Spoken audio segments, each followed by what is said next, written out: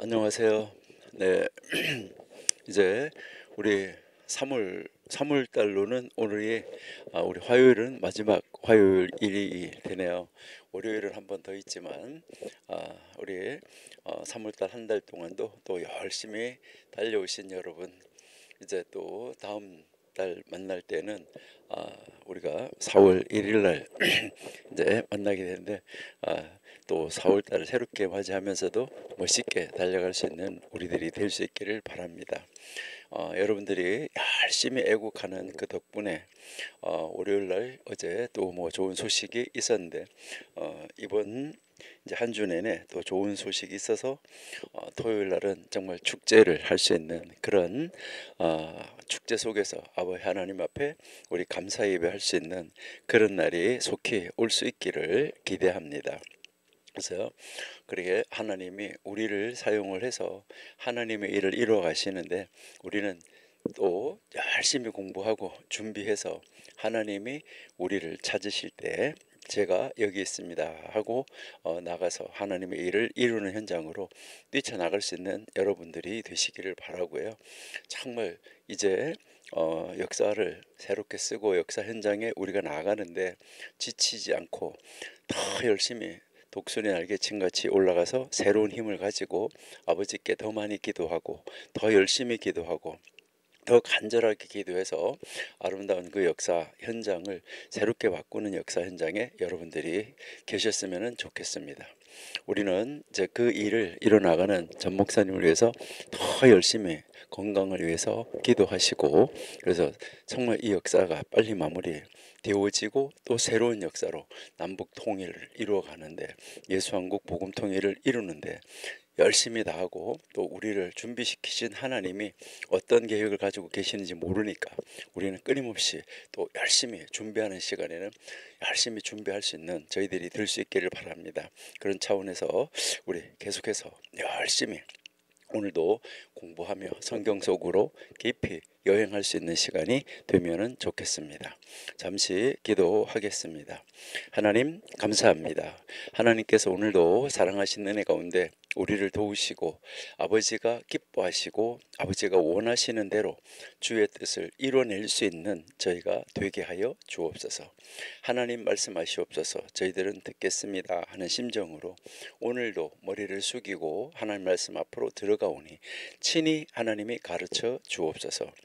주의 놀라운 역사가 나타나게 하여 주옵소서. 아버지 하나님의 놀라우신 그 능력의 역사하심이 우리를 통하여서 이 세상을 변화시키는데 우리를 주역으로 사용하여 주시고 역사의 주인공으로 저희들을 오늘도 사용하여 주옵소서. 아버지 하나님 지혜를 주옵소서. 하나님이 친히 선생님이 되어 주셔서 가르쳐 주옵소서. 오늘도 아버지께 온전히 의지합니다. 예수님의 이름으로 기도드립니다. 아멘. 지금 보니까 미국 버지니아에서 들어와 계시는 분도 계시는데, 버지니아는 지금 오후 8시 반 아마 저녁 식사 하셨나 모르겠네요. 반갑습니다. 정말 이제 멀리서 전 세계에서 우리 함께 공부할 수 있도록 인도하시는 그 하나님 앞에 감사하면서, 우리는 전 세계에 흩어져 있을지라도 하나님 안에서 온전한 하나, 우리는 예수 그리스도의 피로 우리 하나 된 우리들 열심히 공부하고 또 하나님 뜻을 이루는 자리로 나갈 수 있기를 바랍니다. 뭐 세계 어디 있든지 지금 우리가 부활절이 4월 20일이니까 지금 사순절을 지나고 있는데, 이 사순절 기간 동안에 우리는 정말 예수님이 나를 위해서 이뤄 놓으신 것을 여러분들이 다시 한번 묵상하면서 하나님이 나를 위해서 이렇게 하셨구나 하는 정말 그 하나님을 향한 뜨거운 열정과 감사, 은혜가 넘치는 그런 사순절이 될 수 있기를 소망합니다. 네, 우리 오늘 지금 전도서 10장 계속 공부하고 있는데, 우리가 지난번에 뭐 계속 이야기한 대로 이제 이 10장이 솔로몬의 이 지혜 그리고 어리석음을 계속 대비시키고 있는데, 오늘 우리가 한 달락 끝나면 성경이 가르치는 지혜 어리석음, 그리고 고대 근동 문헌에서 가르치는 뭐 이제 지혜는 어떤 것이고 어리석음은 어떤 것인가, 그리고 철학자들이 말하는 지혜와 어리석음, 이것을 한번 살펴보고 또 우리 전도서가 말하는 지혜와 어리석음에 대해서 한번 이제 종합적으로 지혜 어리석음 이것만 가지고 다시 한번 우리가 생각해 볼 수 있는 그런 시간을 가지기를 원합니다. 이제 우리가 1절에서 3절까지는 정말 아주 작은 지혜인 작은 그 어리석음, 이 어리석은 것 아주 작은 것이 큰 지혜, 큰 지혜를 망가뜨리는 정말 안타까운 이런 모습을 우리가 볼 수 있습니다. 그러니까 아주 작은 구멍 하나가, 작은 금 하나가 성벽을 무너뜨릴 수도 있다 하는 것인데, 우리가 사소한 실수 같은 것을 하더라도 그 실수가 아주 큰 이제 그 나쁜 결과, 큰 손실, 우리 인생의 큰 손실을 가져올 수도 있다 하는 것이죠. 그리고 이제 이 하나님을 이제 그 하나님이 우리에게 가르쳐 주시는 것이 정말 지혜자가 이 세상에서 지도자가 돼야지 되는데, 그렇지 못한 자, 그러니까 정말 지혜가 없는 자, 정말 어리석은 자, 이런 사람이 이제 그 어리석은 자가 지도자가 되면 어떻게 되는가? 그리고 이 세상에 그런 사람이 자리에, 권력에, 높은 자리에 이제 지도자의 자리에 앉으면은 뒤바뀌어져 가지고 이제 종으로 있어야 될 사람이 말 위에 타고 있고, 말 위에 타고 있어야 될 사람이 종의 자리로 내려가는 이 질서의 혼란을 만들어내는 이 안타까움을 우리가 볼 수 있었습니다. 그리고 특별히 이제 우리 전도서 10장에서는 일을 하는데 그 일의 결과가 나쁜 결과가 나타날 수 있다는 거죠. 열심히 했는데. 그러니까 그 일과 위험, 어떤 결과가 나타날 수 있는가 하는 거, 이것을 이야기를 하는데, 여기에서 우리는 어떤 것을 하기 전에, 행동하기 전에, 말하기 전에 우리가 먼저 지혜롭게 준비하고 그 일에 최선을 다해야 된다. 정말 신중해야 된다는 거죠. 그러니까 어떤 그 계획이 있어서 어떤 일을 하게 될 때 하나님께 기도하면서 준비하고, 그 하나님 말씀이 가르치는 대로 지혜롭게 아주 신중해야 된다는 거죠. 근데 그 준비를 하는데 철저하게 준비를 하기는 했는데 지혜가 없이 준비하면, 하나님이 가르쳐 주는 대로 준비하지 않고 잘못 준비하면 안 된다는 거죠. 이 말은 무슨 말이냐면 인간의 노력만으로는 안 된다는 거예요. 열심히 준비를 하는데 인간의 노력만으로는 안 된다. 이것을 이제 가르치는 것이 10장이잖아요. 그리고 또 10장에서 우리가 가르치는 것은, 그러면 우리가 그런 일을 하는 데 있어서 어떻게 우리가 모든 일을 지혜롭게 준비할 수 있냐 할 때, 중요한 것은 말하고 행동을 하는데 정말 지혜로운 말, 지혜로운 행동 해야지 되는데, 여기에 쓸데없는 말, 쓸데없는 행동, 이것은 파멸을 자초할 수도 있다. 이것을 우리에게 이제 가르쳐 주고 있는 것이죠. 그렇기 때문에 우리 하나님의 사람들은 언제나 절제, 지혜로 모든 것을 판단하고 모든 것을 바라보고, 또 그러한 사람이 지도자가 돼야지 되고, 그렇게 지도자가 되면 백성들은 평안을 누릴 수 있게 된다 하는 것을 우리에게 가르쳐 주는 것이죠. 그래서 우리 이 전도서 10장이 인생의 다양한 그런 상황 속에서 우리 인생, 하나님 믿는 인생 어떻게 살아가야 되나 하는 것 처신법을 우리에게 지금 이제 가르쳐 주고 있습니다. 그래서 이 지혜를 동원을 해서 더 효율적으로 나갈 수 있는 우리들이 되어야지 된다 하는 것을 가르쳐 주는 것이죠. 자, 그래서 오늘 우리는 이제 10절부터 한번 보도록 하겠습니다. 자, 이제 10장 10절부터요. 자, 전도서 10장 10절부터 우리 한번 보시겠습니다. 10장 10절 보시니까 무딘 철 연장 나를 갈지 아니하면 힘이 더 드느니라. 오직 지혜는 성공하기에 유익하다.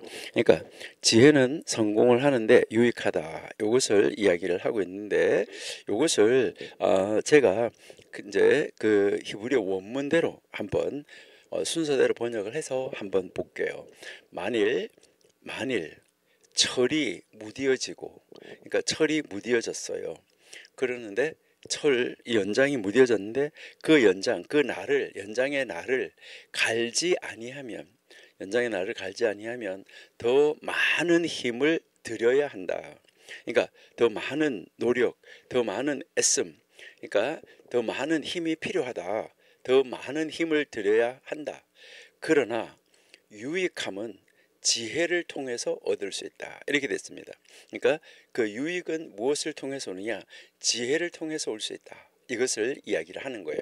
그래서 여기에서 이 10절은 여러분 한번 보시면 이제 지금 우리가 이렇게 살펴본 대로 이 10절은 철이잖아요. 우리가 철 연장, 이 연장이 무디어졌다라고 이야기를 하죠. 그렇죠?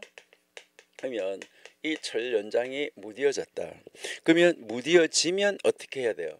무디어졌으면 이 날을 갈아야 되는 것이죠. 날을 갈아서 이제 이게 잘 들게 해야 되는 거죠. 여러분들이 주방에 쓰는 칼이든 뭐 가위든 어떤 것이든 그것을 잘 안 들고 무뎌지면 갈아야 되잖아요. 요 마찬가지로 요것을 비유를 통해서 이야기를 하는 건데, 그럴 때 우리 인간은 어떠냐는 거죠. 우리 사람도 여기에서 무뎌졌는데, 사람도 무뎌지면 이 날을 갈아야 되잖아요. 이 날을 갈아야 된다 하는 말은 뭐냐면, 여기에서 우리에게 가르치는 것은 지속적으로 뭐가 해야 되냐면 이 지속적인 훈련을 해야지 된다 하는 것입니다. 그러니까 지속적으로 훈련을 하지 않으면 안 돼요. 그래서 이 지속적인 훈련이라는 말은 다른 말로 말하면 뭘까요? 지속적으로 배움. 여러분, 배움을 중단하면 안 된다. 뭐 성경을 뭐 수십 번 수백 번 읽었다고 하더라도 끊임없이 또 읽고 해서 계속해서 배워야 돼요. 그래서 결국은 우리 인간이 무뎌졌다, 지속적인 훈련과 배움을 통해요. 우리 배움을 통해서 우리의 삶을 더 효과적으로 만들어갈 수 있다. 이것을 여기서 가르쳐 주는 것이죠. 그러니까 여기에서 이 무디어졌다라고 하는 말, 이 무디어졌다는 말은 다른 말로 말하면 우리 인간의 입장에서 보면 뭐라고 말할 수 있냐면, 이것은 둔해지다 하는 말이에요. 둔해지다. 그러니까 이제 민감하지 못해요. 어떤 일을 하려고 하는데 이거 어떻게 할까 할 때 민감하지 못해요. 그리고 또 이제 뭐 육체적인 것으로 이런 것으로 말하면 뭐 하냐면 약해지다. 그러니까 권투 선수나 이런 사람들이 계속해서 연습하지 않으면 뭐 하게 되냐면 결국은 약해질 수밖에 없다. 이것을 이야기를 하는 것이죠. 그리고 이것은 우리가 뭐 단순한 어떤 물리적으로 무뎌지는 것뿐만 아니라 여기에서 지금 우리에게 이야기하는 것은 우리 정신도 어떻게 되는 거죠? 이 정신도 뭐가 될 수 있느냐? 무뎌질 수 있다. 그러면 정신만 무뎌지느냐? 우리의 이 영도 날마다 깨어서 근신하지 않으면 영도 무뎌질 수 있다. 이것을 우리에게 가르쳐주고 있습니다. 우리 예레미야 31장 29절 30절 한번 볼게요.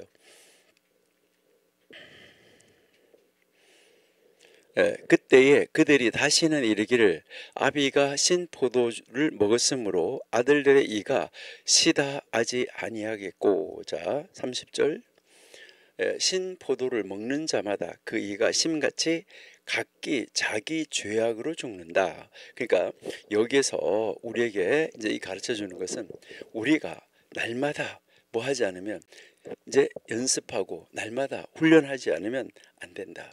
이것을 우리에게 가르쳐 주는데 똑같은 말씀이 에스겔 18장 2절에도 나와요.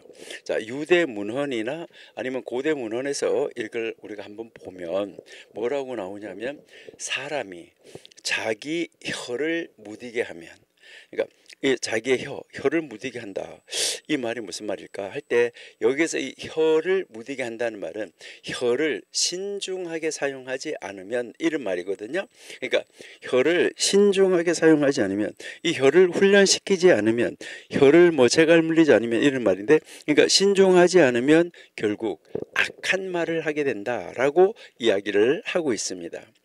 여기에서 우리가 이 무뎌진다는 거, 우리가 지금 무뎌진다는 이 말은 단순한 물리적 현상을 말하는 게 아니에요.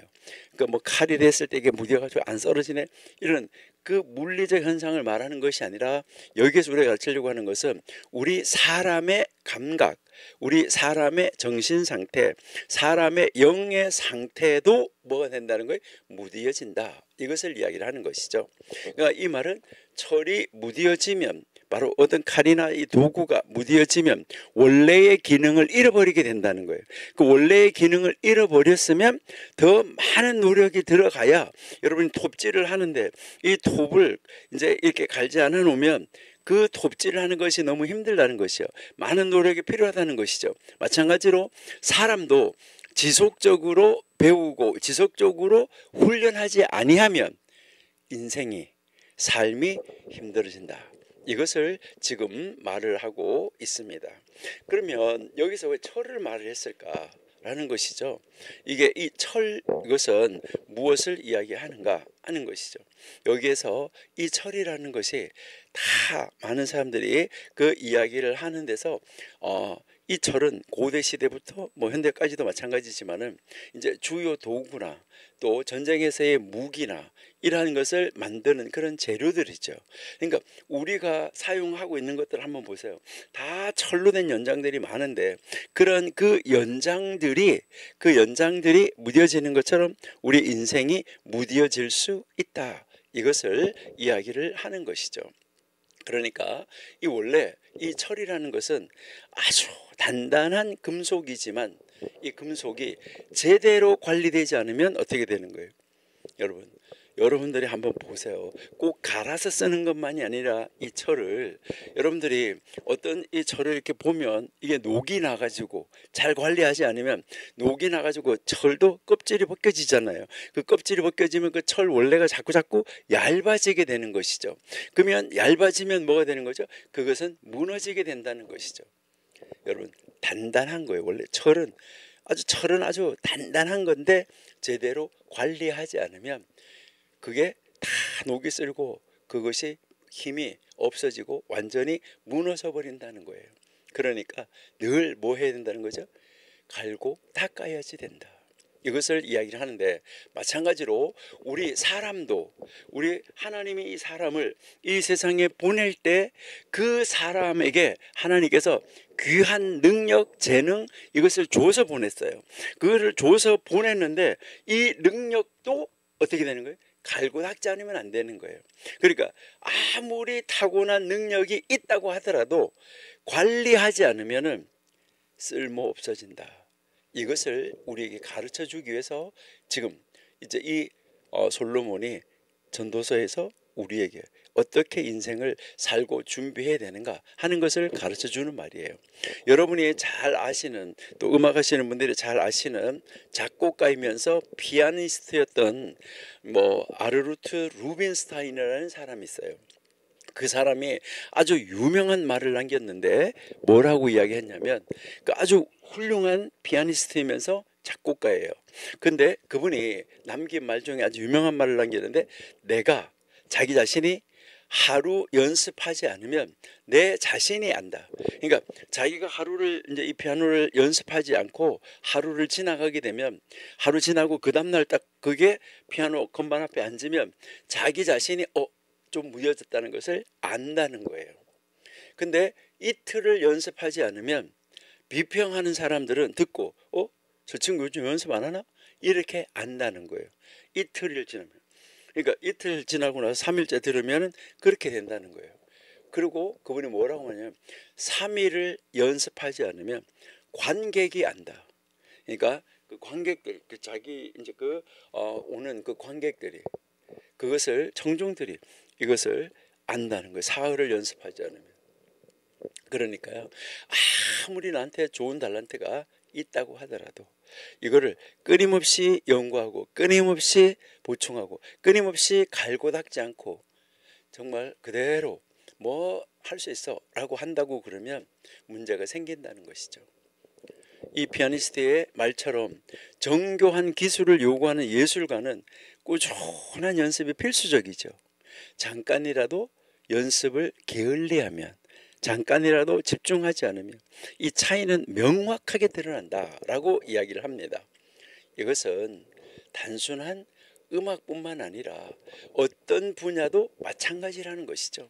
그러니까 꾸준한 연습이 아주 중요하다 하는 교훈을 우리에게 주고 있는 것이죠.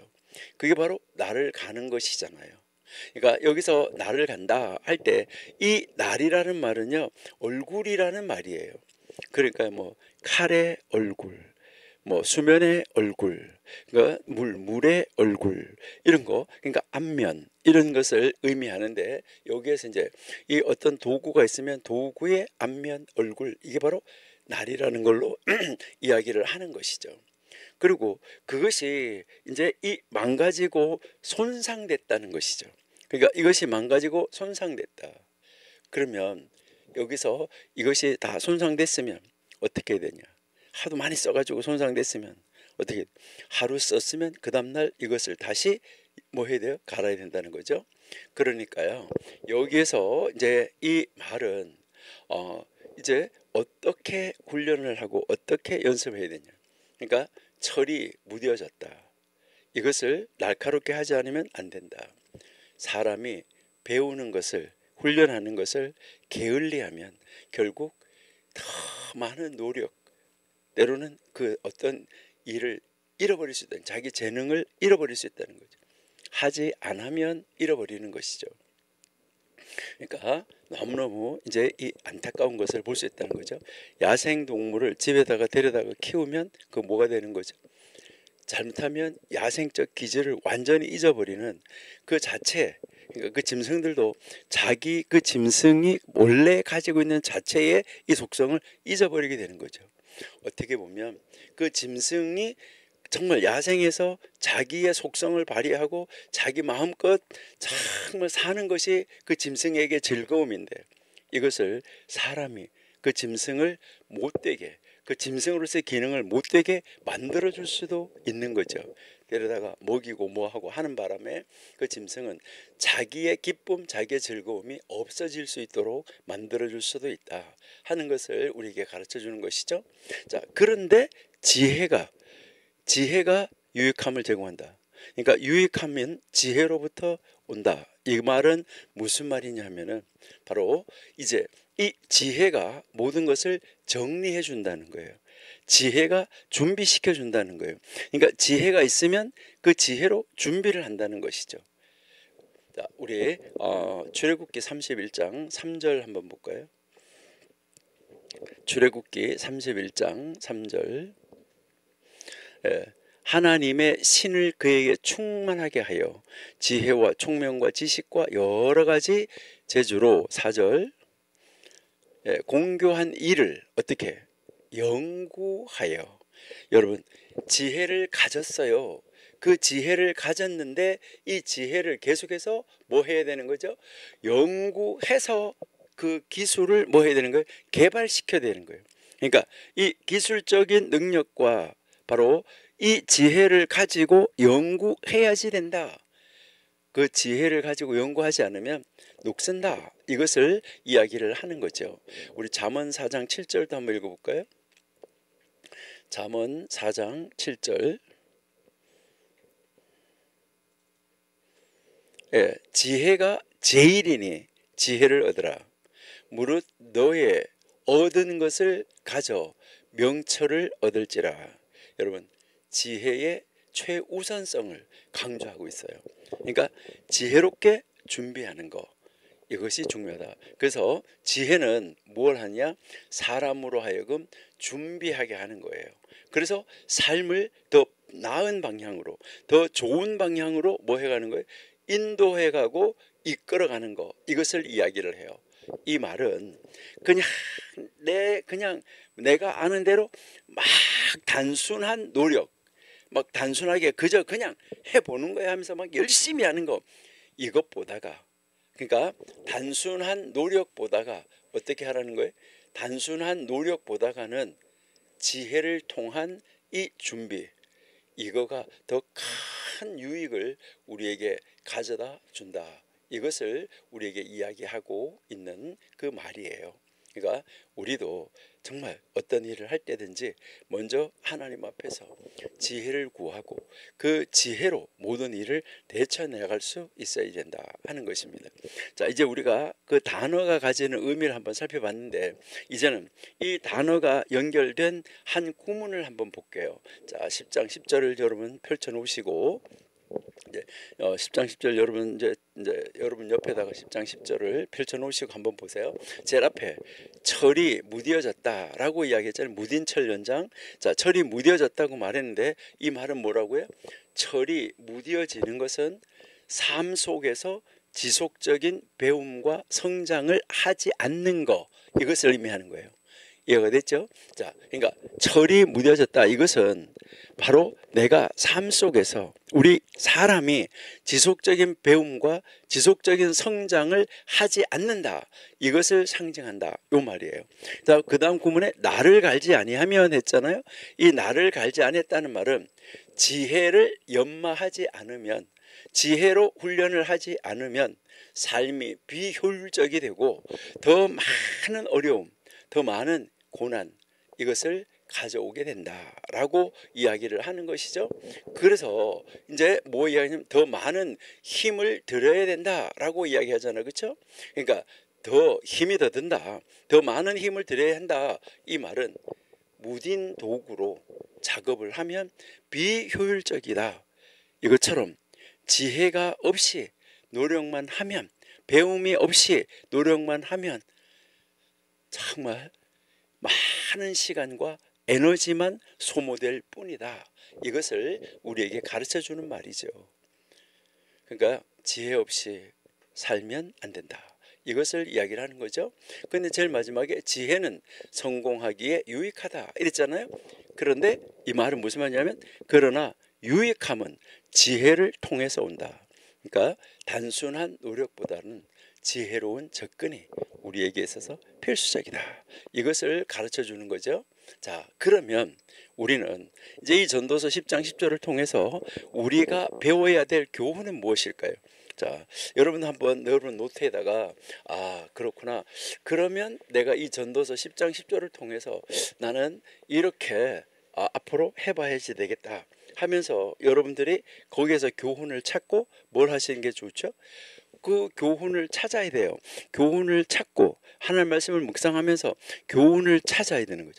그 교훈을 찾아서 우리의 삶 속에 적용하는 것이 중요하죠. 자, 그러면 여러분 여기서 우리가 한번 교훈을 같이 한번 찾아본다고 하면, 첫 번째는 뭘까요? 준비와 배움의 중요성이에요. 그러니까요, 우리 준비, 그 다음에 배움, 이제 이 준비와 배움이 아주 중요하다. 이 말은 여러분, 지속적인 자기 개발이 없이는 삶이 어려워진다는 거예요. 그러니까 지혜가 없이 노력하면 더 힘들고 원하는 결과를 가져온다고 하더라도 늦게 가져오든가 또 그 결과를 얻기가 어렵다는 거예요. 여러분, 여기에서 우리가 꼭 기억해야 되는 것은, 우리가 그 고대 현자들의 잠언을 공부하면서 이야기를 했었는데, 배우기를 중단하는 것은 삶을 중단하는 것과 같아. 그리고 지도자가 배우고 연구하는 것, 지도자가 끊임없이 배우고 연구하는 것을 중단하면 지도하기를 중단하는 것과 같아. 이렇게 우리 공부했었어요. 여러분, 지속적으로 배우지 아니하면 도태될 수밖에 없다. 그러니까 지속적으로 배우지 않으면, 이 말은 연장을 갈고 닦지 않으면, 끝끝내 계속해서 연장을 갈고 닦지 않으면 결국은 사용할 수 없게 된다, 이것을 우리에게 가르쳐주고 있다 하는 것이죠. 자, 그 다음에 두 번째, 여기에서 우리가 배워야 되는 것은 이 지혜의 가치가 얼마나 큰가. 정말 이 지혜 가치는 크다 하는 것을 우리가 여기서 알 수 있는 것이죠. 그러니까 단순한 노동보다가 그냥 무작정 그냥 애만 쓰는 것보다가 지혜로운 접근이 아주 중요하다. 그래서 이 지혜는 효율성을 높인다는 것이죠. 효율성을 높이고 또 더 큰 결과, 더 큰 성취, 이것을 가져다 준다 하는 것이죠. 자, 그다음 이제 여기서 우리가 그냥 뭐 세속적인 것만 이야기하는 것이 아니라 우리가 신앙적인 면에서는 어떨까 하는 것을 우리가 한번 생각해 볼 수 있죠. 여러분, 신앙도 훈련을 해야 되고, 그리고 신앙도 끊임없이 배워야 돼요. 우리가 나 하나님 믿으니까 이걸로 끝나는 거 아니에요. 우리가 뭐 해야 되냐면 이 신앙도 지속적인 성장이 필요해요. 그러니까 이 지속적인 성장이 필요한데 이 신앙이 지속적으로 성장하기 위해서는 어떻게 해야 되는 거예요? 지속적으로 성장하지 않는다는 것은 신앙도 둔해진다는 거예요. 그러니까 이 지속적인 성장을 위해서는 뭐 해야 되는 거죠? 여러분, 예배 필수입니다. 그 다음에요, 기도, 그렇죠? 그 다음에요, 하나님 말씀을 끊임없이 매일매일 읽어야 된다. 그래서 성경 읽고 성경 공부하고 기도하고 예배하는 거, 이것이 필수적이라는 것이죠. 이게 바로 우리의 신앙을 뭐하게 하는 거죠? 아주 날카롭게, 정말 신앙되게 날카롭게 유지하는 역할을 하는 거, 이게 우리가 예배하고 기도하고 성경을 읽고 성경을 공부하는 것이다. 이것을 우리에게 가르쳐주고 있죠. 자, 그래서 그러면 우리는 이것을 우리의 삶 속에서 어떻게 해야 될까? 그래서 우리는 이 지혜를 끊임없이 같이 이 지혜를 연마해야 되는데, 그럼 이 지혜를 연마하기 위해서는 어떻게 해야 되냐? 여러분, 지혜는 어디서 나오는 거예요? 우리가 나중에 조금 있다가 우리의 이제 그 성경이 말하는 지혜, 뭐 철학자들이 말하는 지혜, 고대 근동사람들이 말하는 지혜를 한번 살펴볼 건데요. 이 지혜를 연마한다 하는 거, 이것은 가장 좋은 지혜의 연마는 무엇을 통해서 올까? 여러분, 이것은 성경 공부입니다. 그러니까 성경을 많이 공부할 때 우리는 배울 수 있다. 그래서 여기서 이제 이야기는 배우지 않는 사람은 들판을 갈지 않는 것과 같아. 농부가 배우지 않는 것은 들판을 갈아엎지 않고 씨를 뿌리는 것과 같아. 이렇게 이야기를 하는 것이죠. 여러분, 그래서 우리가 이 지혜를 연마하는 것, 성경 공부하고 기도하고 이렇게 하는 거, 이렇게 하면서 신앙 성장을 해야지 되는데, 이것이 무엇을 통해서 이루어질 수 있느냐? 바로 성경이라고 그랬잖아요. 우리 디모데 후서 3장 16절 17절, 여러분 다 암송하는 구절이죠. 한번 보실게요. 디모데 후서 3장 16절 17절. 자, 모든 성경은 하나님의 감동으로 된 것이다. 그래서 교훈, 책망, 또 바르게 함, 그리고 의로 교육하기에 유익하다. 이것을 이야기를 하는 거죠. 그러니까 이 모든 성경은 바로 교훈, 훈계에 아주 유익한 교과서다. 이것을 우리에게 지금 가르쳐 주고 있다. 이렇게 보면 우리는 어떻게 될까? 자, 17절도 볼게요. 그래서 우리가 이 성경을 통해서 우리 어떻게 되는 거죠? 하나님의 사람으로, 그러니까 이렇게 함으로 하나님의 사람으로 온전케 하고, 또 하나님의 사람으로 하여금 모든 선한 일을 행하기에 온전하게, 그러니까 모든 선한 일을 올바로 행하도록 인도해 준다. 그러니까 이 성경 공부가 중요하다. 이것을 우리에게 가르쳐 주는 것이죠. 이처럼 전도서 이 10장 10절은 삶과 신앙에서 지혜가 얼마나 필요한가, 이것을 굉장히 강조하는 구절이에요. 그러니까 무뎌진다. 사람이 무뎌진다. 그러니까 우리는 무뎌지지 않도록 지속적인 배움, 지속적인 훈련이 필요하다. 인간의 노력만으로는, 인간이 그냥 그 노동하는 거, 애쓰는 거, 이것은 한계가 있어요. 그래서 지혜를 통해서 준비된 삶을 살아야 된다. 옛날에 사람들이 큰 노를 옮길 때 얼마나 힘들었습니까? 근데 지혜를 써서 지렛대를 사용하니까 그것을 쉽게 들어올릴 수가 있었던 것이잖아요.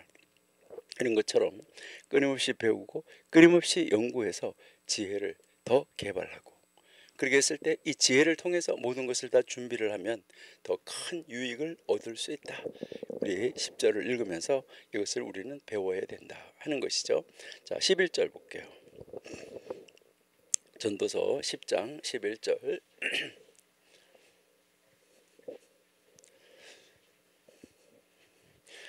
11절 한번 보십니다. 좀 어려운 말이죠. 방수를 베풀기 전에 뱀에게 물렸으면 술객은 무용하니라. 자, 여기에서 이 말은 술객이 이제 방수를 베풀어 가지고, 이제 술객이 방수를 베풀어서 뱀이 막 춤을 추고 움직이게 해야 되는 거예요. 그러는데 요 술객이 뭐 그렇게 어떤 일을 시작하기 전에 그러면 뱀한테 물려버렸어요. 그럼 뭐 하는 거예요? 그 뱀을 부리는 그 사람이 필요한가요? 필요 없다. 이것을 지금 이야기를 하는데, 이 말이 무슨 말이냐면 뱀이 주술이 없이 물면, 그러니까 뱀이 뭘 이렇게 해서 다 움직이게 해야 되는데 그게 없이 물어버리면 혀의 주인에게 유익이 없다. 그러니까 이 말하는 사람, 이 뱀에게 말하는 사람, 그 혀, 그 말하는 사람, 이 뱀을 부리는 사람, 그 뱀을 말로 부리는 그 사람에게 아무 유익이 없다는 거예요. 쓸모가 없어진 거죠. 이제는 더 이상 할 수 없게 됐다. 이것을 이야기를 하고 있는 것이죠. 그러니까 여기에서 이제 이 방수를 하는데, 이거는 주문 아니면 속삭임, 뭐 뱀이 귀에다 대고 이렇게 말을 할 때 그게 움직여야 되는데 그렇게 하기 전에 그냥 확 물어버렸다는 것이죠. 그러니까 이제 막 주문을 막 외웠을 뭐 이렇게 하면 그게 막 춤을 추고 움직여야 되는데 그렇지 않게 됐다 하는 거, 이것을 그것이 없이 그냥 뭐 하기 전에 확 물어버렸다. 이거 얼마나 참 안타까운 일인가 하는 것을 우리에게 가르쳐 주는 것이죠. 여기에서 우리에게 가르치는 말은 무슨 말일까요? 술객이 뱀을 부리는 기술이 뭐 어떻고 저떻고 뭐 세계에서 최고다 뭐하다, 아무리 그렇다고 하더라도 뭐 물려버리면 아무 능력이 나타나지 않는 것이죠. 참 안타까운 이런 이 모습을 우리가 볼 수가 있어요. 여기서는 뭐 모르는 단어나 뭐 어려운 단어가 잘 없다. 그렇죠? 자, 그러면 우리가 한번 이제 이 단락적으로 한번 보면 히브리어 성경의 순서의 단락으로 한번 보는 거예요. 자, 뱀이 주술이 없이 물면, 그러니까 뱀이 이렇게 있는데 뱀 귀에다 대고 아니면 주문을 막 이제 그 뱀을 부리는 사람이 막 뭐 하고 어쩌고 이렇게 해야 되잖아요. 그렇게 하면 뱀이 막 움직여서 그 말한 대로 움직여 줘야 되잖아요. 그런데 뱀이 주술이 없이 그 말하려고 하는 주인을 물어버리면 어떻게 되냐 이 말이죠. 뱀을 다루는 이 주술사가 주문이 없었어요. 그러는데 그냥 물어버렸어요. 이거는 정말 심각한 거죠. 이것은 어떤 예방 조치나 준비가 없이 일을 할 때 뭐 하는 거예요? 위험이 발생할 수 있다. 그러니까 앞에서부터 일하고 결과에 대해서 계속 이제 이야기를 8절에서 11절까지 하는 거잖아요. 그리고 혀의 주인에게 유익이 없다 이렇게 이야기를 했잖아요.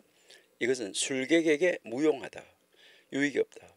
바로 이 주술사가 막 주문을 외우는 사람인데 언변이 뛰어난 사람, 뭐 아주 대단한 주술을 가지고 막 뭐 주문을 막 외워가지고 이 뱀이 막 춤추게 하고 막 그 사람이 필요 없는 거죠. 물려버렸으니까. 뱀이 그 주술사를 물어버렸어요. 그의 기술이나 그의 말재주나 그의 주문이 더 이상 필요가 없어요. 여기서 또 하나 우리에게 가르치는 것은 바로 시기를 놓쳐버리면 지혜나 기술이 무용지물이 될 수 있다. 이거 참 중요한 건데요. 그래서요, 여러분 시기적절하게 행동을 해야 되고 그 시기에 맞게 일을 해야 되는 거죠. 그러면 이제 이 11절이 우리에게 가르치는 교훈은 무엇일까? 여러분, 이것은 적절한 시기가 있다는 거예요. 적절한 시기.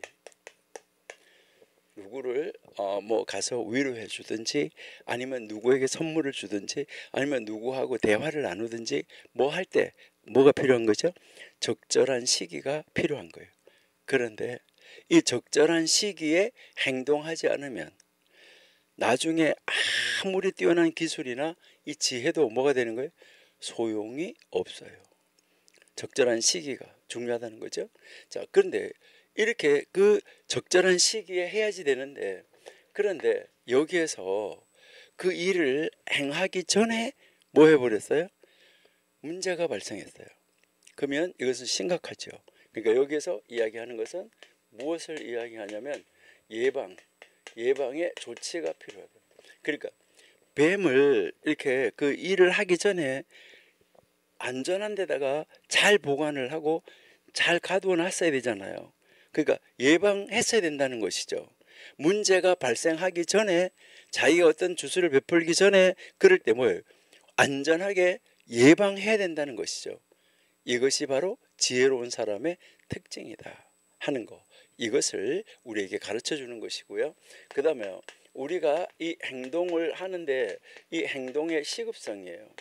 그러니까 어떻게 딱 맞은 시간에 할 수 있느냐. 그러니까 그 상황에 맞는 즉각적인 대응이 필요하다는 거예요. 여러분, 지체하면, 잘못되면 그 결과는 돌이킬 수 없다는 거예요.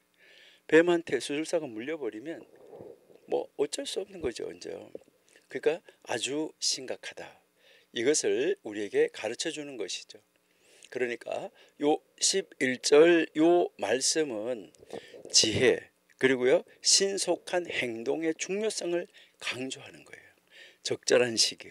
그러니까 우리는 이제 이 일상생활과 이 공동체가 있을 때 조화로운 삶에 적용될 수가 있어요.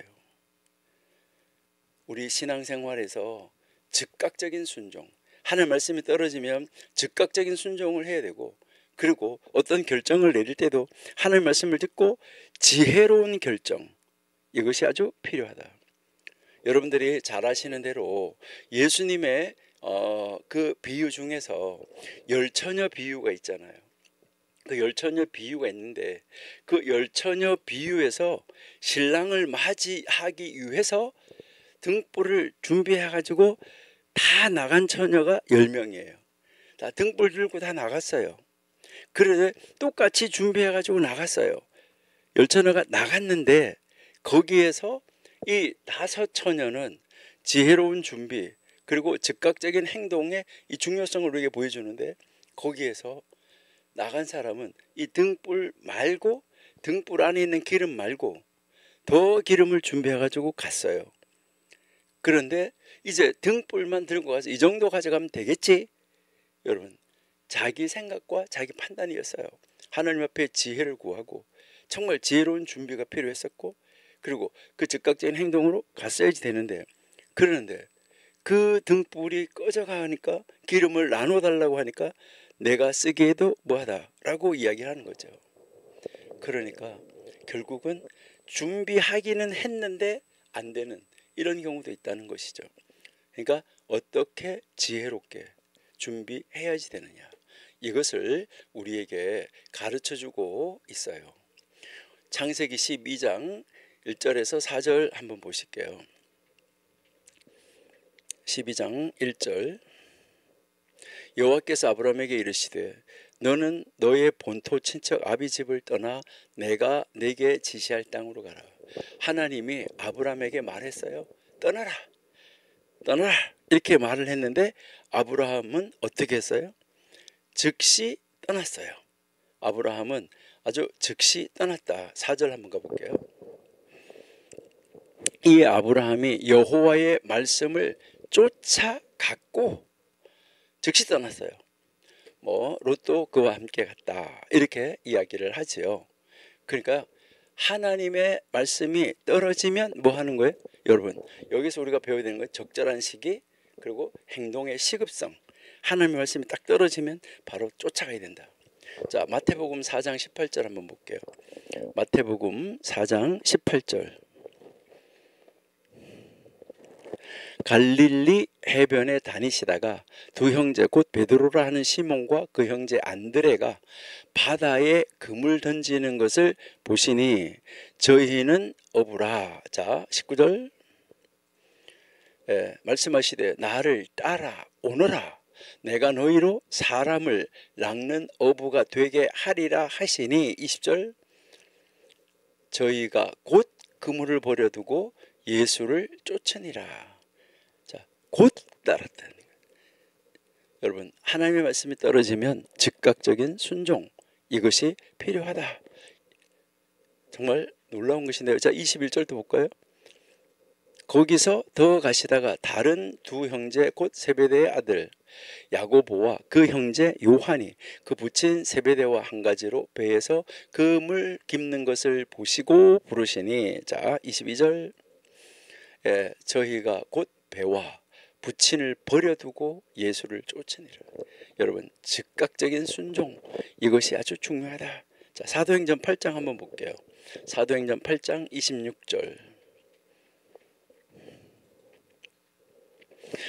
주의 사자가 빌립더러 일러 가로되 일어나서 남으로 향하여 예루살렘에서 가사로 내려가는 길까지 가라 하니까 그 길은 광야였었어요. 자, 27절. 일어나 가서 보니, 그러니까 즉각 일어나서 가서 보니까 에디오피아 사람 곧 에디오피아 여왕 간다게의 모든 국고를 맡은 큰 권세가 있는 내시가 예배하러 예루살렘에 왔다가, 자 28절, 돌아가는데 병거를 타고 선지자 이사야의 글을 읽더라. 자 29절. 성령이 빌립더러 이르되, 자 하나님의 영이, 그러니까 지금 따라가라 그래서 따라갔는데 거기에서 가서 보니까 그렇게 했었는데 성령이 빌립더러 이르시되 이 병고로 가까이 나아가라 하시거늘. 자 30절. 자 빌립이 어떻게 했어요? 달려가서 선지자 이사야의 글 읽는 것을 듣고 말하되 읽는 것을 깨닫느냐 했잖아, 그렇죠? 자 31절. 대답하되 지도하는 사람이 없으니 어찌 깨달을 수 있느냐 하고 빌립을 청하여 병거에 올라 같이 앉으라 하시니 32절. 읽는 성경 규절은 이것이니 일러스되 저가 사지로 가는 양과 같이 끌리었고 털 깎는 자 앞에 있는 어린 양의 잠잠한 것 같이 그 입을 열지 아니하였다 하는 이 말씀이었다는 것을 가르쳐 주는 거죠. 여러분, 자 하나님의 말씀은 어떻게 해요? 즉각. 우리 하나님의 말씀을 들었으면 즉시 순종하는 것이 좋아요. 아멘 하고 나서 내일부터, 아멘 하고 나서 다음 달부터 아닙니다. 하나님의 말씀이 딱 떨어졌으면 언제부터요? 즉시, 바로 즉시 움직이는 거, 이것이 아주 중요하다. 그래서 결국 이 전도서 10장 11절은 시기적절한 행동, 그리고요 예방, 준비, 이 준비의 중요성, 그리고 지혜로운 사람은 상황을 예측하고 적절한 조치를 취한다. 그렇게 함으로써 불필요한 위험을 피할 수 있게 된다 하는 것을 우리에게 가르쳐 주고 있습니다. 이것은 지금 우리가 뭐 첨단 과학 시대다, 뭐 첨단 과학 시대, 뭐 어떻게 로봇가 어떻게 이렇게 하는 시대라고 하더라도 우리에게도 정말 이 적절한 시기와 예방의 조치와 행동의 시급성이 없다고 하면 모든 일을 망칠 수 있습니다. 정말 하나님 말씀 떨어졌을 때 신속하게 하나님 주시는 지혜로 대응하는 이러한 그 삶을 살아내는 진정한 신앙인들 우리가 되어야 되지 않냐 하는 것을 우리가 한번 생각해 볼 수 있습니다. 자, 그러면 이제 여기에서 우리가 11절까지 어떻게 일을 해야 되고 잘못하면 어떤 결과가 올 수 있다는 거, 이것을 우리가 공부를 했었는데, 여기에서 우리가 일을 하는데 지혜롭게 해야 된다라고 했기 때문에 오늘 앞에서 제가 말씀드린 대로 이제 이 성경에서 가르치는 이 지혜와 어리석음, 이 굉장히 중요한데, 여기서 우리가 얘기한 것처럼 이 적절한 시기, 예방의 조치, 행동의 시급성, 이것이 굉장히 필요하다는 것이죠. 예, 정말 이제 우리가 하나님 안에서 이런 것이 필요하다. 그리고 우리는 특별히 어떠한 하나님 앞에 하나님 나에게 이를 이렇게 해줬어요, 감사하다, 이렇게 했을 때 이번 주일날 가서 아닙니다. 뭐 해야지 돼요? 즉각적으로 이제 즉시 하나님 앞에 감사하고, 또 주일날 가서도 또 감사하고, 이 모든 것에 하나님이 우리에게 은혜를 주셨을 때도, 다른 사람이 우리에게 은혜를 주셨을 때도 즉시 감사하는 것이 필요하다, 이 말이죠. 지난주에 제가 이제 교회 이제 우리 사랑제일교회 갔는데 어떤 목사님이 저한테다가 닉테를 하나 줬어요. 그렇게 주셔서 제가 오늘 메고 왔어요. 우리 어떤 분이 그 목사님한테 맡겨주셨대요. 교수님한테 드리라고. 그래서요, 정말 감사합니다. 근데 그분 한 오래전에 주신 것 같아요. 근데 저하고 그 목사님하고 만나지 못해가지고 그랬었는데, 어떻게 생각하면 적절한 시기가 넘어가 버렸는지도 모르겠어요. 그렇다고 하면, 이 적절한 시기가 너무 늦었다고 하면 이해를 하시기를 바랍니다. 자, 그래서 우리 성경에서 우리가 정말 지혜, 성경에서 말하는 어리석음, 요것부터 우리 한번 볼게요. 자, 성경에서 말하는 이제 이 지혜, 그리고요 어리석음. 자, 성경에서 말하는 지혜 하는데, 우리가 이거 이제 오늘 우리 전도서 공부하면서 뭐 이제 계속 나오는 말씀이고, 성경에서도 이 말씀을 굉장히 중요하게 여기니까, 그래서 지혜와 어리석음의 이 개념 자체가 무엇인지를 한번 정리해 볼 필요가 있다. 그래서 제가 지난주에도 다음 주에 한번 해보겠다고 그랬는데, 우리 이 성경은 지혜를 하나님을 경외하는 데서 비롯된다. 지혜는 어디서 온다고요? 하나님을 경외하는 데서. 그러니까 이제 이 하나님을 경외하는 데서 이제 온다. 이것을 우리가 한번 보는데요. 자, 여기에서 우리가 지혜하고 어리석음 이렇게 있다고 그러면, 우리 이제 이 성경에서는 어떻게 말하나, 이거부터 우리가 한번 살펴보는데, 자, 그래서 이제 원래 이제 이 통체적으로 한번 보면, 성경은 지혜를 하나님을 경외하는 데서 오고, 어리석음은 하나님을 무시하고 자기 뜻대로 행하는 데서 나타난다, 이렇게 이야기를 합니다. 그래서 이제 이 성경은 지혜와 어리석음을 하나씩 이 대조를 이루면서 우리에게 설명을 해줘요. 근데 여러분들이 이제 이 다 종합을 해서 공부하시려고 하면 잠언, 전도서, 시편, 욥기, 여기에서 이 지혜가 무엇이고 어리석음이 무엇이구나 하는 것을 집중적으로 여러분들이 공부할 수 있어요. 이것을 우리가 주로 뭐라고 이야기하면, 이제 여기서 묵시문학 이렇게 해서 뭐 이야기도 하고, 아니면 지혜서 이렇게도 이야기를 해요. 그러니까 잠언, 전도, 시편, 이제 욥기, 이것을 시가서 이렇게도 이야기를 하지요. 자, 여기에서 이제 이 성경에서 가르치는 이 지혜는 가장 중요한 것이 바로 뭐냐 하면은, 하나님을 경외하는 데서 시작한다. 그러니까 가장 중요한 것은 하나님 경외로부터 이것이 이제 시작이 된다라는 것을 이야기를 합니다. 그래서 하나님을 경외하는 것이 지혜의 근본이요, 또 이 거룩하신 이 하나님을 아는 것이 명철이다, 이렇게 이야기를 하죠. 한번 볼까요? 잠언 9장 10절입니다.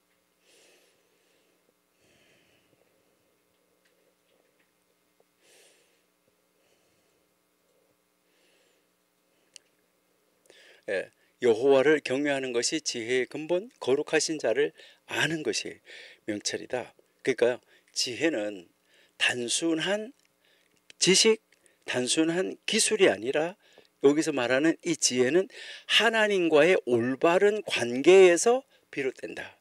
이것이 지혜다라고 이야기를 하고 있는 거예요. 그리고 그 다음에 이제 성경에서 말할 때 이 지혜는 이제 무엇을 이야기하냐면은 삶을 바르게 인도하는 능력이에요. 우리의 이 삶을 이제 이 바르게 인도하는 능력. 그러니까 이 지혜로운 사람은 이제 이 하나님의 말씀을 따라서 인도함을 받는다.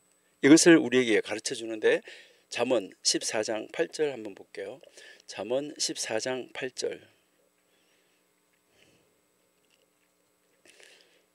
슬기로운 자의 지혜는 자기 길을 아는 것이라도 미련한 자의 어리석음은 속이는 것이다. 이렇게 이야기를 하는데 이 말은 지혜로운 사람은 명철하여서 자기가 걸어가는 길을 깨닫는다는 거예요. 근데 미련한 자는 그의 미련으로 말미암아 자기가 스스로 속아서 넘어진다. 이것을 이야기하고 있는 말이에요. 그러니까 여기서 말하는 것은 이 성경이 말하는 이 지혜는 단순한 정보, 단순한 지식이라는 것이 아니에요. 삶을 올바르게 판단하고 삶을 올바르게 인도하는 뭐라고요? 능력이다. 이것을 이야기를 하는 거예요. 그리고 이제 이 성경이 말하는 지혜는 말하는 것과 그다음에 이제 이 말하는 것과 행동하는 것. 이 말과 이 행동이 나타나는데 이 말과 행동을 뭐 하냐면 절제하는 거예요. 말과 행동을 절제하는 능력. 지혜가 그러니까 어떨 때 말해야 되고 어떨 때 말하지 말아야 되고 어떨 때 행동해야 되고 어떻게 행동해야 되는 거 이것을 말하는 거예요. 그러면 잠언 29장 11절 한번 볼게요. 잠언 29장 11절. 어리석은 자는 그 노를 다 드러내어도 지혜로운 자는 그 노를 억제한다. 이렇게 이야기하는데 이 말이 무슨 말이냐면은 미련한 사람은 자기의 마음을 드러낸다는 거예요. 근데 지혜로운 자는 뒤에 가서 조용히 한다는 거예요. 자, 지혜로운 사람은 신중하고 그래서 말과 행동 자체를 뭐 하는 거예요? 절제한다. 이것을 이야기를 하고 있어요. 자, 그러면 이제 이 지혜가 성경에서 말하는 지혜는 어떻게 어디에서 나타나느냐 하는 것인데 자기 개인 혼자 있을 때 물론 중요해요. 그런데 중요한 것은 뭐냐면 자기가 소속한 이 공동체와의 관계, 이 관계에서 지혜가 있는지 없는지 드러난다. 이것을 가르쳐 주고 있어요. 여기서 말하는 것은 우리가 쭉 계속 봤지만은 지혜는 다른 사람과의 관계에서 온유하고 정말 신중한 태도를 취한다. 우리는 다른 사람을 껍데기만 딱 보고 막 평가하고 자기 멋대로 어떤 사람한테는 납작기고 어떤 사람한테는 막 무시해버리는 이런 것이 있는데 그것은 잘못된 것이죠. 그러니까 누구든지 정말 아주 귀하게 생각하고 하나님의 사람으로 생각하는 그런 사람들이 우리가 되어야지 된다 하는 것인데 잠언 15장 1절 한번 볼게요. 잠언 15장 1절.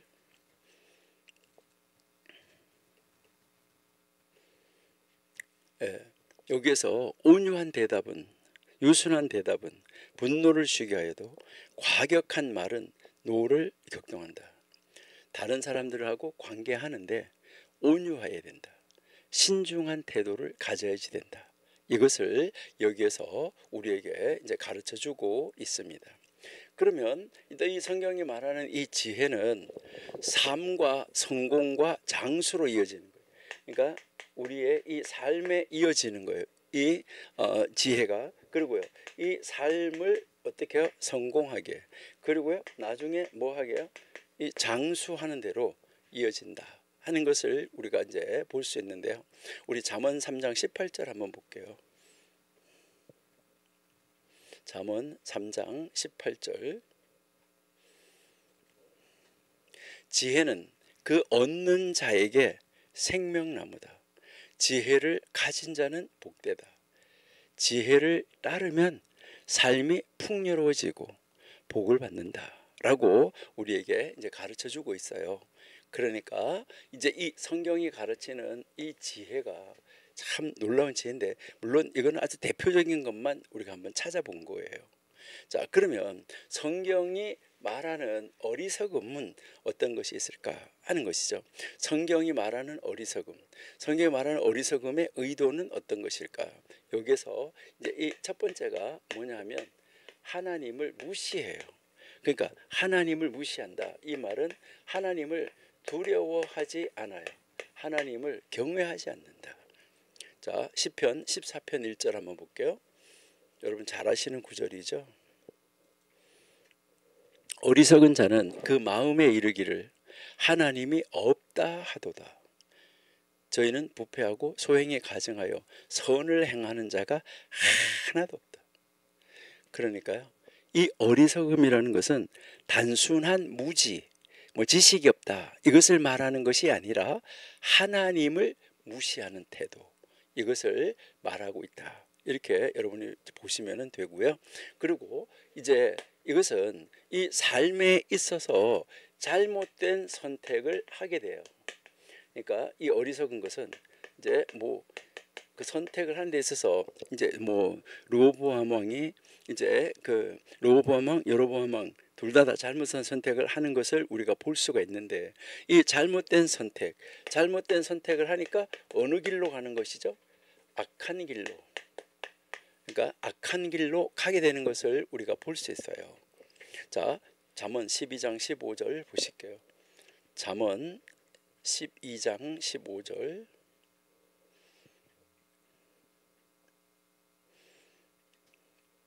미련한 자는 자기의 행위를 바른 줄로 여기나 지혜로운 자는 권고를 듣는다. 그러니까요, 여기에서 이 미련한 사람은 자기 행위가 똑바르다고 생각하고 지혜로운 사람은 다른 사람의 권고를 듣는다는 거죠. 여기서 말하는 것은 어리석은 사람은 자신의 길을 고집해요. 자기를 고집하고 하나님 말씀이든 다른 사람 지혜자의 말이든 듣지 않아요. 그러니까 충고를 듣지 않는다 하는 것이죠. 그리고 여기에서 이제 또 성경에서 말하는 이 어리석은 사람은 보면 항상 문제가 뭘로부터 오냐면 말로부터 와요. 말로 인해서 무엇을 불러오냐면 화를 부른다. 그러니까 말로 인해서 이제 화를 불러온다 하는 것인데요. 잠언 20장 3절 한번 보실게요.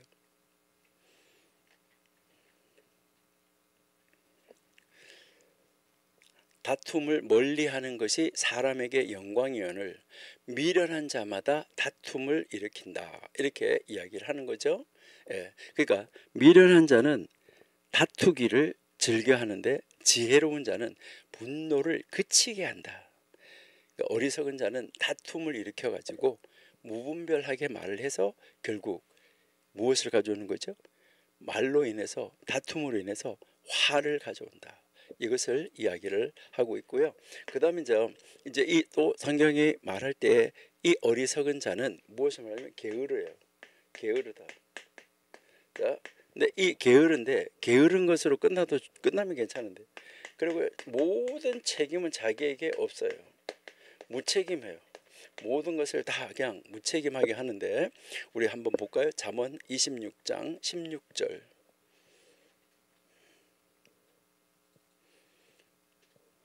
게으른 자는 선히 대답하는 사람 7보다 자기를 지혜롭게 여긴다.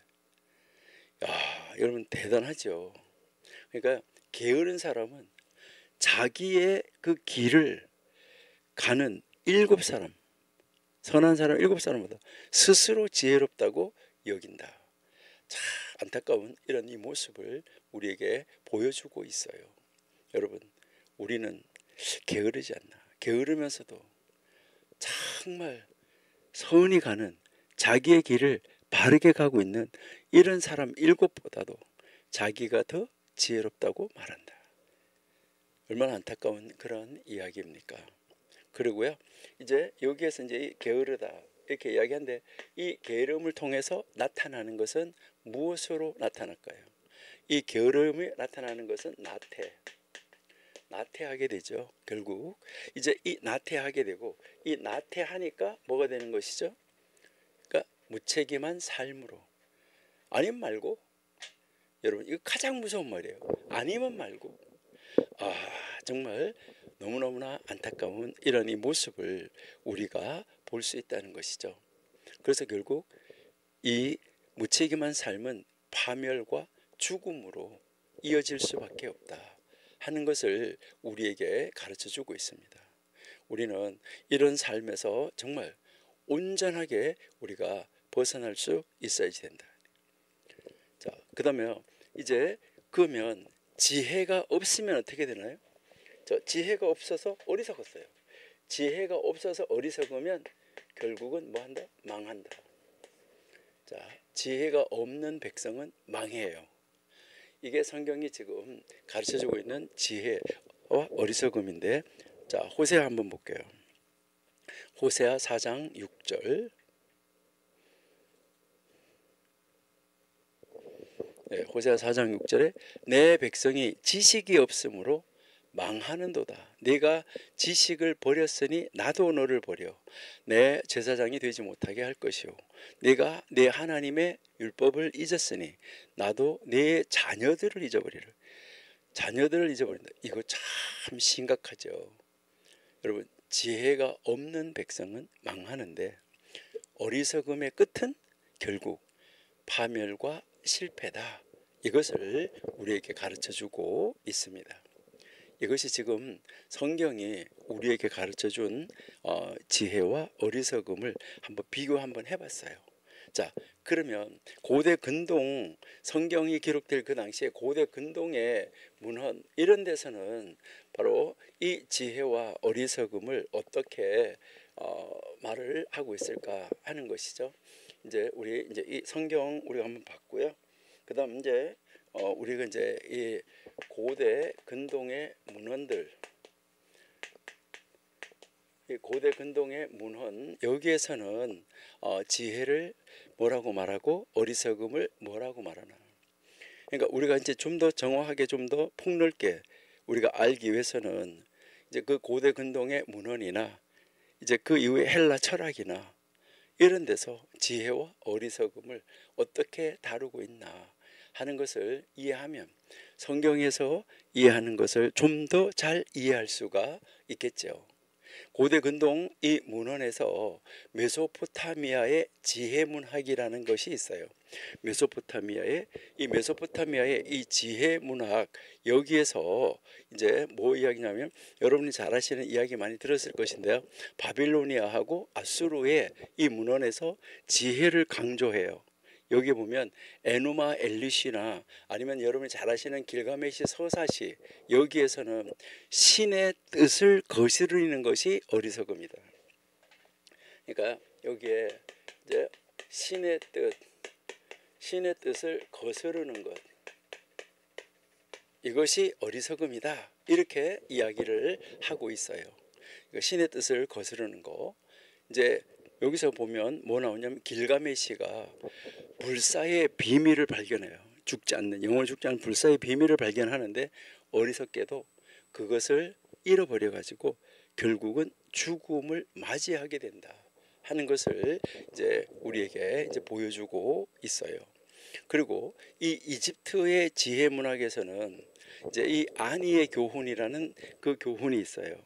여기에서 지혜로운 사람은 침착하고 신중하다 이렇게 이야기를 해요. 그러니까 지혜로운 사람은, 지혜는 침착 그리고요 신중 이렇게 이야기를 하고 있어요. 근데 어리석은 사람은 감정적이다라고 이야기를 해요. 어리석은 사람은 이제 이 감정적이다. 그러니까 이 어리석은 사람은 굉장히 감정적이고요. 그 다음에는요 성격이 어떠냐면 성급하다 이렇게 이야기를 하고 있습니다. 감정적이고 성급하다. 뭐 우리 성경에서 가르치는 걸 보고 다 배워가지고 갔다라고 여러분들이 이제 생각하시면은 아마 이제 좋지 않을까 이렇게 이제 생각을 하는데요. 그리고 이제 이 문헌에서도 뭘 이야기하냐면 지혜로운 사람은 배우는 사람이다. 이제 이 고대 근동 문헌에서 그렇게 이야기를 해요. 배우는 자가 지혜로운 사람이다. 그래서 이 지혜로운 사람은 모든 사람으로부터 배우는 사람이다. 이렇게 이야기를 합니다. 그러니까 지혜로운 사람은 배움의 자세를 가졌다. 그래서 배움의 자세를 가졌기 때문에 교만하지 않다 이렇게 이야기를 합니다. 근데 그 고대운동문에서 어리석은 사람 또 특징이 뭐냐 하면은 이제 어제 한 실수를 오늘도 반복한다. 그러니까 뭐 이야기냐면 이제 어제 했던 이 실수를 되돌아보지 않는 거죠. 자기를 성찰해 보지 않는다는 거죠. 그래서 이 어리석음은 똑같은 실수를 반복하여 하면서도 그것을 모른다. 근데 하나님을 경외하는 것이 바로 이 지혜의 근본인데 이 지혜가 하나님을 두려워하는 데서부터 나타나는데 이것을 모른다. 이것은 아까 우리가 잠언에서 읽었던 것과 똑같은 내용이다. 이렇게 여러분들이 한번 보시면은 이제 이 좋고요. 그다음에 우리가 헬라 철학에서 이제 이 헬라 철학에서는 뭐 지혜가 무엇일까? 이것을 우리가 한번 생각해 보는데 헬라 철학에서는 이제 이 소크라테스의 지혜의 개념을 우리가 한번 볼 수가 있는데 소크라테스는 나는 내가 아무것도 모른다는 것을 안다. 이렇게 말했어요. 뭐 나는 내 자신을 아는데 나는 내가 아무것도 모른다는 것을 안다라고 말하면서 참된 지혜는 자신의 무지를 아는 거예요. 그러니까 참된 이 참된 지혜는 자기가 무지하다는 거. 자기가 이제 무지하다. 그러니까 자기는 내가 아무것도 모른다는 것을 안다. 이게 바로 뭘 말하냐면 성경에서 하나님을 경외하는 것이 모든 지혜와 지식의 근본이다 하는 것과 거의 같이 가고 있다. 이렇게 이제 보면 되고요. 근데 이제 이 소크라테스 그렇게 말했는데 아리스토텔레스는 무엇을 말했냐면 실천적 지혜를 강조했어요. 아리스토텔레스는 지혜를 이론적 지혜, 실천적 지혜 이렇게 구분을 했어요. 그래서 실천적 지혜를 통해서 선한 삶을 살아야 된다. 그러니까 여기에서 이제 이 실천적인 이 지혜는 바로 선한 삶이다라고 이어지고 있어요. 그렇게 해서 이제 이것은 결국은 뭐냐면 명철한 자는 자기의 길을 깨닫는다라고 아까 우리가 성경에서 읽었었는데 그 성경에서 읽었던 우리 성경과 뭐 거의 같이 가는 이런 모습을 우리에게 보여주고 있다. 이렇게 우리가 생각할 수가 있겠죠. 자, 그러면 우리가 이렇게 뭐 성경, 고대근동, 그다음에 뭐 문헌들, 그다음 이제 헬라 철학 이런 데서 이 한마디로 딱딱 이렇게 말을 했을 때 이 어리석음과 지혜 여기에 대해서 이렇게 우리가 잠깐 아주 간략하게 아주 핵심적인 것만 한번 우리가 이제 살펴봤는데요. 그러면 우리가 뭐 첨단 과학 시대를 살아간다고 말하는데 우리 현대인들은 과연 어떻게 정말 이 지혜와 어리석음을 우리의 삶에 적용하면서 살아야지 될까? 이것을 한번 생각해 보는 것도 중요하죠. 어떻게 적용해야 될까? 여러분, 지혜는 하나님과의 올바른 관계. 이건 뭐 계속 강조되는 말이죠. 지혜, 하나님과의 올바른 관계. 이것이 아주 중요하다. 여기에서부터 시작이 된다는 거예요. 그러니까 이게 시작이 되고 그다음 이 지혜는 결국은 무엇을 말하냐면 하나님을 뭐 하는 거죠? 경외. 하나님을 두려워한다. 그래서 하나님을 경외하고 하나님의 말씀을 따르는 것이 참 지혜다. 그다음 이 지혜는 끊임없이 우리가 아까도 계속 이야기했는데 지속적으로 연구, 지속적으로 배움, 지속적으로 배운다. 이 반대되는 것이 어리석은 것이죠. 그래서 지혜로운 사람은 교만하지 않다. 겸손하다. 그러니까 왜요? 자기가 알지 못하니까요. 그런데 어리석음은 결국은 자기의 고집, 무책임에서 비롯된다. 그러니까 이 어리석다는 것은 우리가 보면 자기 고집에서 나온다는 거예요. 자기 고집. 그리고요. 자기 고집을 펴고 자기 주장만 하기 때문에 모든 책임은 자기에게 없어요. 남에게만 뭐가 있는 거죠? 책임이 있어요. 모든 책임 다 다른 사람에게 돌려버리는 것이죠. 그러니까 자기 뜻을 고집하고 하나님 뜻을 무지하는 거, 이게 어리석음이에요. 지혜로운 삶은 풍요롭고 열매를 맺는다. 이제 잠언 아까 우리가 읽었었는데 잠언 이제 3장 18절처럼 지혜는 생명나무와 같고 우리의 삶을 풍요롭도록 만들어준다. 여러분, 우리 어떻게 살아야 될까요? 나는 지혜로운가? 나는 어리석은가? 여기서 우리 이 성경이 지혜와 어리석음을 대조하면서 지혜는 하나님을 경외하는 데서, 그리고 우리 고대 문헌과 철학에서도 이 비슷한 개념을 강조하고 있죠. 지혜로운 삶은 곧 올바른 관계와 신중한 태도다. 철학에서 말하잖아요. 이제 우리도 성경의 가르침을 따라서 우리는 더더욱 하나님을 경외하고 하나님 앞에서의 삶, 하나님이 원하는 삶, 하나님이 기뻐하는 삶, 이것을 따라가는 것이 지혜롭게 사는 것이다 라는 것을 우리가 이 성경을 또 고대 근동 문헌이나 아니면 헬라 철학이나 이런 걸 통해서도 우리가 완전하게 알 수 있는데, 결국은 모든 그 가르침을 고대 근동이나 철학, 헬라 철학이나 다 성경에서 비롯되어지고 성경에서 나왔고, 성경이 가르친 것을 그들이 조금 더 쉽게 설명을 한 것뿐이다. 그러니까 성경이 다 말하는 것이다. 이렇게 우리가 볼 수가 있죠. 자, 그러면 아까 우리가 얘기했는데 이제는 이제 성경 또 철학 그다음 우리가 이제 다 한번 이제 살펴봤는데, 그러면 지금 우리가 공부하고 있는 전도서, 이 전도서에서는 지혜와 어리석음을 뭐라고 말하나? 이제 우리가 지금까지 계속 다 해왔는데 여러분들이 이것을 한번 이렇게 딱 묶어보면은 어떨까? 이렇게 이제 생각이 됩니다. 여러분, 전도서는 우리에게 가르치는 것이 인생의 의미, 그리고 지혜에 대한 깊은 통찰력을 특별하게 제공하는 책이 전도서예요.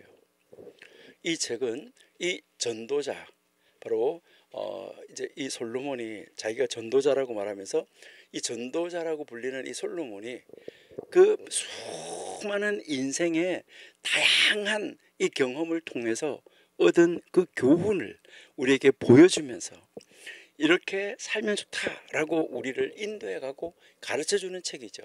그러니까 전도서가 지혜와 어리석음에 대해서 아주 현실적이고 아주 깊이 있는 가르침을 우리가 주고 있는데, 이것을 우리가 전도서를 공부하면서 이것을 깨달아서 지혜로운 자가 되어야 돼요. 하나님을 경외하고 하나님을 두려워하고 하나님 앞에서 사는 삶을 자리 잡아야 되는 거죠. 그럴 때 우리의 삶은, 하나님의 말씀을 연구하는 사람은 하나님의 말씀이 그 사람의 미래를 책임진다라고 가르쳐주고 있습니다. 그러니까요, 이 전도서는 지혜와 어리석음에 대해서 현실적이고 깊이 있는 가르침을 주면서 우리에게 궁극적으로 하나님과 함께하는 삶을 사는 것, 하나님을 경외하는 것, 이것이 참된 지혜라는 것을 다시 한번 강조해서 우리에게 가르쳐주고 있는 거예요. 그러니까 전도서의 핵심 주제가 바로 뭐죠? 인생은 헛되다, 그러니까 지혜가 필요하다, 이것을 가르치는 것이죠. 그래서 이 전도서는 인생이 덧없다, 이거를 허무하다, 허무하다, 허무하다 이렇게 이야기했잖아요. 그러니까 인생은 덧없다, 아침 안개같이 있다가 사라지는 것이다, 일시적이다. 그러니까 우리 인생은 일시적인데, 뭐 요즘 여러분들 유행가 가사에도 보면은요, 100년도 못 사는 게 1000년을 살 것 같이 산다고, 그런 유행가 가사가 있더라고요. 참 대단하다 이런 생각이 드는데요, 우리는 전도서는 1장 2절에서부터 뭐라고 그랬어요? 덧없다, 덧없다, 헛되다, 헛되다, 인생의 허무함을 딱 강조하고 시작하잖아요. 근데 이 전도서가 그럼 그런 덧없는 인생, 그냥 허무주의로 살아야 되는, 이게 아니라는 것이죠. 허무를 말하는 것이 아니라 이런 현실 속에서 어떻게 살아야 되느냐, 그 지혜를 가르쳐 주는 책, 이 책이 전도서다 하는 것을 우리에게 가르쳐 주죠. 그래서 우리 전도서가 말하는 지혜의 가치 한번 볼게요. 이제 복습 한번 하는 건데, 나중에 우리가 물론 또 복습 한번 하겠지만, 전도서 2장 13절 14절, 오늘은 전도서가 가르치는 지혜를 보는 거죠. 지금 내가 보건대 지혜가 우매보다 뛰어남이 빛이 어둠보다 뛰어남 같아. 그 다음 14절, 지혜자는 눈이 밝고 우매자는 어두움에 다니거니와. 이들의 당하는 일이 일반인 줄을 깨달았다라고 이야기를 하는데, 지혜는 인생을 보다 나은 방향으로 인도해 간다는 거예요. 그렇지만 지혜자도, 어리석은 자도 죽는 거는 마찬가지인데, 이제 앞으로 사후의 세계를 이 세상에서 지혜롭게 준비하지 않으면 사후의 세계는 문제가 생긴다. 이것을 가르쳐 주는 것이죠.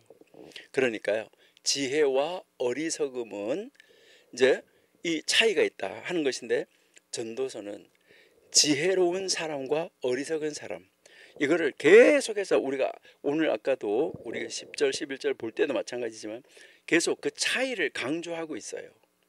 지혜로운 사람, 삶을 신중하게, 미래를 대비하고 자신의 행동을 조심한다. 근데 어리석은 사람은 눈앞에 쾌락, 눈앞에 보여지는 욕망, 눈앞에 보여지는 나의 유익, 이것을 쫓아서 살다가 결국 허망한 결실을 맞이하게 된다. 이것을 가르쳐 주고 있어요. 자, 그러면 아까 우리가 고대 근동 문헌, 그 다음에 성경, 그 다음에 철학, 여기에서 지혜, 어리석음을 봤었는데, 오늘 전도서가 가르치는 이 지혜로운 삶, 그 다음에 이 어리석은 삶, 이것을 여러분이 한번 비교를 해보면 좋을 것 같아요. 그러니까 전도서에서는 계속 반복적으로 이것을 가르쳐주고 있으니까요. 특별히 아까 우리가 읽었던 이제 10장, 거기서 또 우리가 아까 봤던 10장 이제 뭐 10절, 8절, 9절, 10절, 11절에서 다 마찬가지다라는 것을 볼 수가 있는데, 여기에서 그러면 지혜로운 삶, 이 지혜로운 삶의 특징은 뭘까? 이제 이것을 이제 전도서가 말하는 거예요. 이건 아까 성경이 말하는 것과 중복될 수 있어요, 충분히. 자, 그러니까 이 전도서가 이야기하는 건 바로 뭐냐면, 지혜로운 사람, 이 지혜자의 이 특징은 뭐냐 했을 때 하나님 경외죠. 하나님을 경외한다.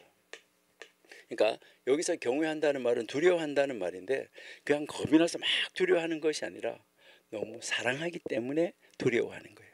내가 너무 사랑하는데, 하나님이 내가 너무 사랑하는데 하나님을 실망시키면 어떡하나, 이런 것이 두렵다는 거죠. 그래서 우리는 하나님을 경외하는데, 전도서 12장 13절 앞으로 공부할 건데, 일의 결국을 다 들었는데 하나님을 경외하고 하나님의 명령을 지켜라, 이것이 모든 사람의 본분이다. 전도서가 결론을 내려주는 거죠. 하나님을 인정하고 하나님의 뜻을 따르는 것이 인생에서 가장 지혜로운 태도다. 이것을 이제 가르쳐 주는 것이고, 그 다음에 두 번째는 지혜자는 언행을 조심한다. 아까 이제 이거는 계속 성경에서 반복됐던 거죠. 그러니까 지혜자의 입의 말들은 은혜로운데 미련한 자의 입술들은 자기를 삼킨다. 지혜로운 사람은 신중하게 말하지만 어리석은 사람은 어떻게 한다는 거예요? 스스로, 말로 인해서 스스로 망한다. 이것을 이야기를 하는 것이죠. 그 다음에 이제 이 지혜자는 뭐 하는 거죠? 연습, 훈련을 하는 거죠. 미래를 준비하는 거죠. 미래를 다 훈련을 하는 것이죠. 그러니까 이제 뭐 전도서 이제 우리가 11장에서도 보면, 너의 떡을 물 위에다가 던져라. 여러 날 후에 도로 찾으리라. 7이나 8배에게 나눠주라. 여러분, 여기에서 무슨 재앙이 땅에 임할는지는 누구도 알지 못한다. 지혜로운 사람은 미래를 대비해서 베풀고 나누는 삶을 살아간다. 이것을 우리에게 가르쳐 주고요. 그 다음 이제 지혜로운 사람은 여기에서 우리에게 절제하는 삶을 산다. 그러니까 절제, 그리고요 바른 길. 그러니까 절제하고 이 바른 길을 걸어간다 하는 것인데요. 이제 보면 이제 의인도 지나치게 의인 되지 말고, 악인도 지나치게 악인 되지 말고, 이렇게 이야기를 하는데, 그럼 적당히 악을 행위되는 이 말이 아니에요. 여기에서 우리가 가르치는 것은 무엇을 말하냐면, 지나치게 자기의 의를 강조해도 안 되는 거예요. 그러니까 뭐 내가 40일 금식 기도를 몇 번인데 이게 잘못하면 뭐가 되는 거죠? 자랑이 되고 교만이 되고, 거기에 스스로 올무에 잡혀버려요. 그거 하지 말라는 것이지, 지나치게 뭐 의인 되지 마라, 지나치게 악인 되지 마라 할 때 악인이 적당히 악인 되라는 말 아니에요. 그러니까 이 정도는 악이 아니야, 이렇게 하지 말라, 이것을 우리에게 이야기하고 있는 이런 말입니다. 자, 그러면 어리석은 사람은 어떤 특징을 가지고 있을까요? 자, 전도서가 말하는 어리석은 사람의 특징, 전도서가 말하는 어리석은 사람의 특징은 아까 우리 계속 했지만 첫 번째가, 가장 중요한 것이 하나님을 무시하는 겁니다. 그러니까 의인과 지혜자들과 그들의 행위가 하나님의 손안에 있어요. 인생의 마음이 악으로 가득했어요. 그런데 미친 마음이 그들 마음에 있다 그랬어요. 어리석은 자의 마음에. 그래서 그 후에는 죽은 자들에게 가는 것뿐이다. 어리석은 이 사람들은 하나님을 의식하지 않고 사는 거예요. 자기 멋대로 살다가 결국은 죽음을 맞이하게 된다는 것이죠. 그 다음에 두 번째는, 이제 이 어리석은 사람의 이제 삶의 두 번째는 충동적이고 조급해요. 여러분, 조급하면 안 돼요. 그러니까요, 이제 아주 성급한 분노, 그리고 무슨 행동을 하는데 충동적으로 해요. 그러니까 이 성급한 분노와 이 충동적인 행동은 정말 어리석은 사람들의 대표적인 특징이다. 그 다음에 세 번째는 미래를 준비하지 않아요. 그러니까 이 게으른 사람들은 석가래가 내려앉고 손을 놓은 즉 집이 샌다, 이렇게 성경에서 가르쳐 주잖아요. 게으르고 준비하지 않고 연습하지 않는 것이죠. 훈련하지 않는 것이죠. 그리고 이 게으른 사람의 네 번째 특징은 쾌락을 추구해요. 그러니까 자기 쾌락, 마음에 좋은 대로 이것을 쫓아가는 거죠. 이것이 우리에게 가르쳐주는 것은 바로 뭐예요? 순간적인 쾌락, 그리고 순간적인 즐거움, 이것만을 쫓아가는 삶, 결국은 허무하게 끝날 수밖에 없어요.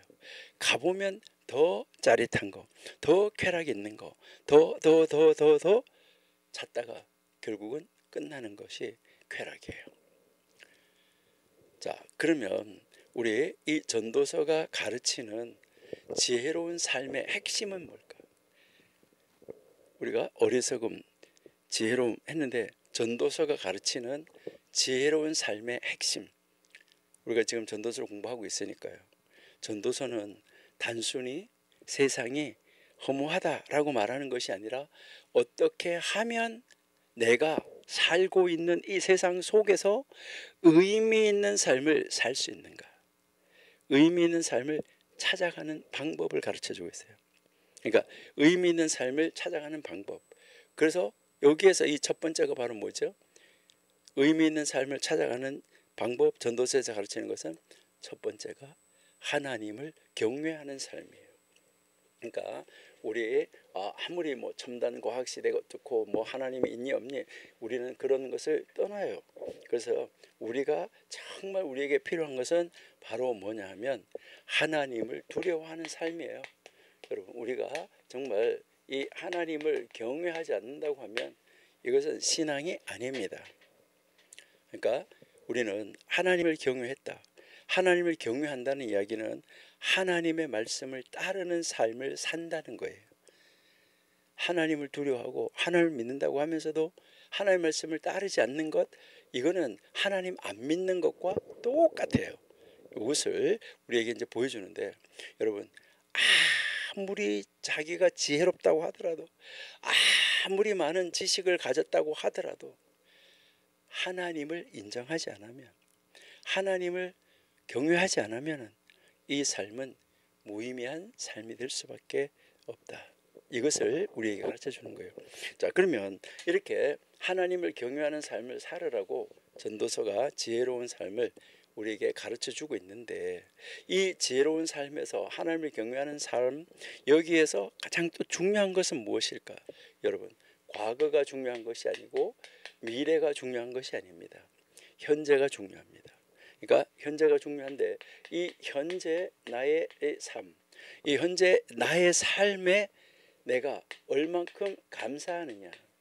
그러니까 지혜로운 사람은 현재의 삶에 감사합니다. 내가 감옥에 있을지라도, 여러분, 바울과 실라가 감옥에서 밤중에 그 발에 착고가 차인 채로 일어나서 하나님 앞에 감사했다고 기도했다고 그러잖아요. 그러니까 미래에 대한 염려로 현재를 놓치면 안 돼요. 하나님께서 주신 현재의 삶 감사하면서 이 현재의 이 삶에 뭐 해야 돼요? 충실해야 돼요. 지금 현재 이 시간에 충실해야 돼요.